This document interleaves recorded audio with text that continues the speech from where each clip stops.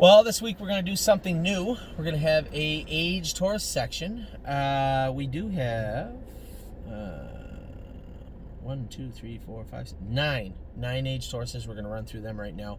Brave World, outside draw, first start in the Kevin McMaster barn the other day. I thought the horse raced awesome. Got away last, 3 wide down the backstretch, 3 wide all the way around the last turn, closing into the leaders. Finishing up his mile and looked very, very good. Travis drove him good. Kevin had him sharp.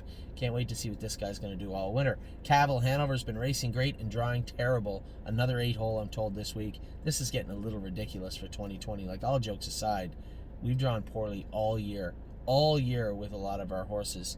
And Cavill Hanover, Larry Denley sent me his post positions over the last 10 starts or whatnot. My God, he's got bad luck. Cruising in Style, 7-2 on Monday, I believe, tomorrow at Mohawk. Hopefully James gets along well with him. Oso Pine, as I mentioned in an earlier video, really high liver count on this guy. Something went through Tim's barn, and a lot of the horses were high. This guy was the highest. So for him to even trot in 56 the other day was incredible. It's going to take at least a week, 2, maybe 3 to get this liver count down. If I draw his blood next week and it's still really high, I might just turn him out in the field for 3 weeks, because there's nothing you can do about it. You cannot race them when their liver's high, and it takes time to get them down. So Tim's working on it. His veterinarian's working on it. We're going to draw blood around Tuesday or Wednesday to see how exactly it's coming along. Stonebridge Simba. Won his last start. Looked really good doing it. Let's see what he does next week. Upper class. Time Al Houdini looked awesome. I don't know what he did when he got all out of gear. They said he didn't make a break. I just thought he did.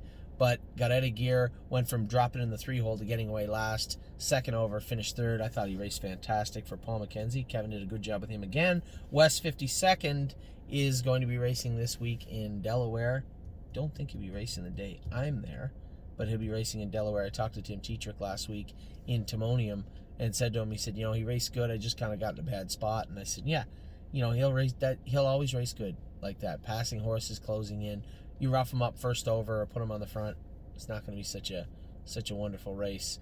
But you'll see him anyway. He's a decent horse. So he liked him, and I think I'm sure Tim doesn't really care, but I know I'm looking forward to how he races him next week. White Tiger finally with a win this week. He looked awesome last week. Now he moves up in class. That'll go next Friday.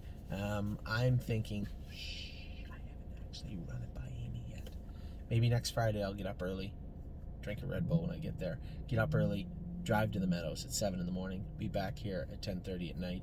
I could do it. I don't mind doing it on Friday. If Tim gets a bunch of horses in, we'll see what horses he gets in on Friday. And then, yes, making his debut on Tuesday at Flamborough. Now, I'll tell you, after the qualifier, his blood work did not come back great. His differentials were flipped. His white count was a little high. Thought he was fighting something, so we'll take his blood again Monday. If his blood's not perfect on Monday, he's not racing on Tuesday to the 8-hole. But if his blood is good, all systems go. He's ready to rock, and I appreciate James going over to drive him. So I will talk to you in a minute. That is all the racehorses we have. We have 9 of them, 4 and up, 9 of them. Be back in a minute with all the barns.